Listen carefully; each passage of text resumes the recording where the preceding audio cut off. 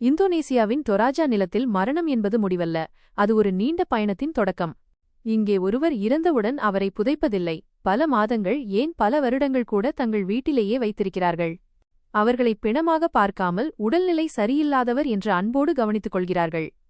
பொருளாதார ரீதியாக தயாரான பிறகுதான் ரம்பு சோலோ எனப்படும் பிரம்மாண்டமான இறுதிச் சடங்கு நடக்கிறது. நூற்றுக்கணக்கான எருமைகள் பலியிடப்படுகின்றன.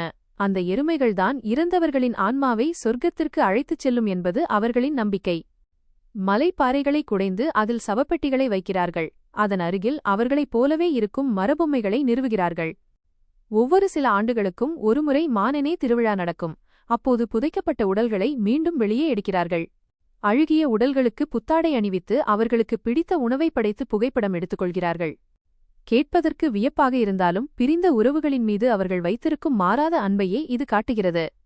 மரணத்தை பயத்தோடு பார்க்காமல் மரியாதையோடும் கொண்டாட்டத்தோடும் அணுகும் விசித்திரமான பண்பாடு இது.